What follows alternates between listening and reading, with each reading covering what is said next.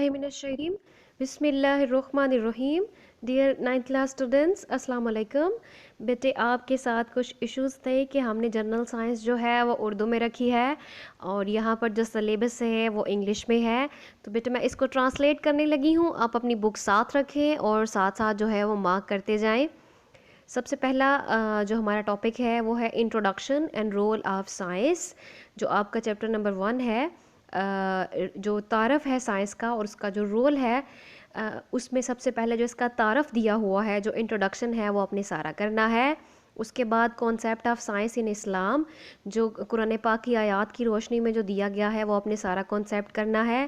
Contribution of Muslim and Pakistani scientist, जितने भी मुसलमानों का मुसलमान साइंटिस्ट जितने भी दिए हुए बेटे, इब्नुल हैशम, अल बैरूनी, बो अली सीना, ये सारे के सारे करने हैं मुस्लिम एंड पाकिस्तानी साइंटिस्ट। और जो जितने भी Pakistani scientist, doctor Abdul Qadeer Khan, doctor Abdul Salam, ये जितने भी हैं, मतलब टोटल जितने भी हैं ये सारे करने हैं।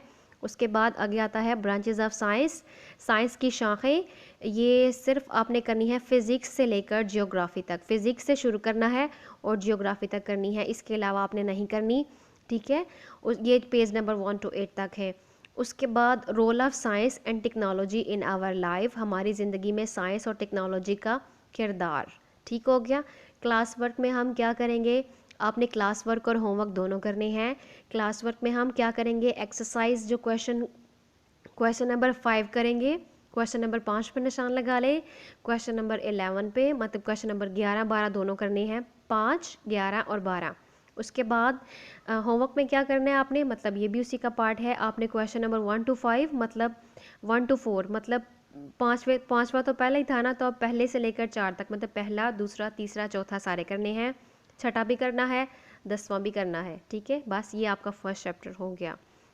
उसके बाद चैप्टर नंबर 2 है आवर लाइफ एंड केमिस्ट्री, हमारी ज़िंदगी और कीमिया। केमिस्ट्री मींस कीमिया, आप उर्दू में लिखा हुआ है। सबसे पहला जो टॉपिक आपने शुरू करना है, basic building elements of life, ज़िंदगी के जो बुनियादी एलिमेंट्स हैं वो कौन कौन से हैं, ज़िंदगी के बुनियादी एलिमेंट्स। उसके बाद carbon and its importance, carbon और उसकी अहमियत वाला टॉपिक करेंगे।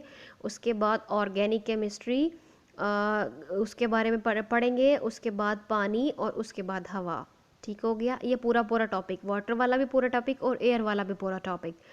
उसके बाद एक्सरसाइज में बेटे आ जाए, उसमें आपने क्वेश्चन नंबर 4 to 6 करना है। क्वेश्चन नंबर 4 to 6 का मतलब चौथा पांचवा और छठा। और होमवर्क में आपने क्या करना है, क्वेश्चन नंबर 1 करना है। क्वेश्चन नंबर 1 का 1 से 4 तक, पहला दूसरा तीसरा चौथा।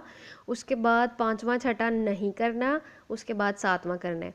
क्वेश्चन नंबर 2 पे आ जाएं, वो 1 से लेकर 4 तक, 1 2 3 4। क्वेश्चन नंबर 3 का सिर्फ पहला जुज करना है, ठीक हो गया। ये हो गया हमारा सेकंड चैप्टर। थर्ड चैप्टर पे आ जाएं, थर्ड खोल लें, बायोकेमिस्ट्री एंड बायोटेक्नोलॉजी, ठीक हो गया। बायोकेमिस्ट्री और बायोटेक्नोलॉजी के बारे में सबसे पहला तार है मेटाबॉलिज्म, हमारी बॉडी में जितने भी रिएक्शंस हो रहे हैं वो मेटाबॉलिज्म है। मेटाबॉलिज्म, एंजाइम, मेटाबॉलिज्म का पूरा टॉपिक, एंजाइम का पूरा, ब्लड एंड इट्स फंक्शंस, खून और उसके जो काम है वो करेंगे। एंटीबायोटिक्स, इस ये भी पूरा टॉपिक, एंड वैक्सीन्स, और वैक्सीन्स पूरा टॉपिक, ठीक हो गया। उसके बाद जो क्लास वर्क है उसमें आप क्या करेंगे, एक्सरसाइज जो क्वेश्चन नंबर 5 to 8 मतलब पाँचवा छठा सातवां आठवां, उसके बाद 11वां, ठीक है। और होमवर्क में क्या करेंगे, एक्सरसाइज क्वेश्चन में पहला दूसरा तीसरा, ठीक है। तीसरे का आप कौन कौन सा पार्ट करेंगे, तीसरे का सिर्फ पहला तीसरा चौथा और पांचवा पार्ट, पहला तीसरा चौथा और पांचवा। और चौथे सवाल पे आ जाए, उसका पहला दूसरा और चौथा पार्ट करेंगे, ठीक हो गया। उसके बाद हमारा आ गया अल्हम्दुलिल्लाह फोर्थ चैप्टर, ह्यूमन हेल्थ, इंसान की सेहत। इसका इंट्रोडक्शन करेंगे, इसका तारफ़, food and its major component, खुराक और उसके बड़े हिस्से, फूड एंड एनर्जी, खुराक और एनर्जी, बैलेंस्ड डाइट, मतवाजन ग़ज़ा, ठीक है, ये वाला पॉइंट भी पूरा करना है। एक्सरसाइज एंड हेल्थ, वर्जिश और सेहत। और उसके बाद फ़र्स्ट एड, इब्तदाई तिब्बी इमदाद वाला टॉपिक भी करना है, ठीक हो गया। उसके बाद क्लास वर्क में एक्सरसाइज क्वेश्चन नंबर 5 to 9, ठीक है, मतलब पाँचवा, छठा, सातवां, आठवां, नौवां। उसके बाद होमवर्क में देखें, क्वेश्चन नंबर 1 का पहले से लेकर चौथे तक, क्वेश्चन नंबर 2 का भी पहले से लेकर चौथे तक, और क्वेश्चन नंबर 3 जो है वो पहले से लेकर तीसरे तक, और क्वेश्चन नंबर 4 जो है वो पहले से लेकर चौथे तक। ठीक हो गया।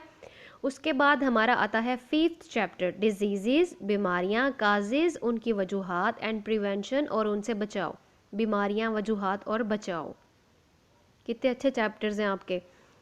इंट्रोडक्शन जो है तारफ़ करेंगे इस चैप्टर का, फिर डिजीज़ काज्ड बाय जर्म्स, जरासीम से फैलने वाली बीमारियां, फिर एजेंट्स स्प्रेडिंग द जर्म्स, ऐसे एजेंट्स, ऐसे चीज़ें जो कि जर्म्स, बीमारियां स्प्रेड करते हैं, फैलाते हैं।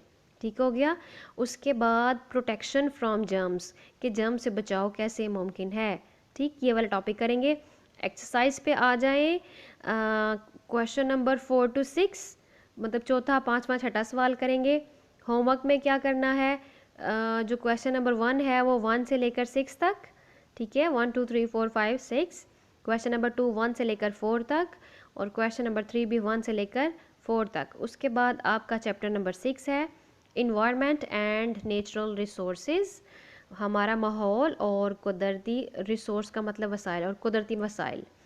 अर्थ एटमॉस्फेयर, जो अर्थ के इर्द गिर्द एटमॉस्फेयर है, जो हवा है, ठीक है, वो वाला टॉपिक। इन्वायरमेंटल पोल्यूशन, माहौल की आलूदगी, ये भी करेंगे।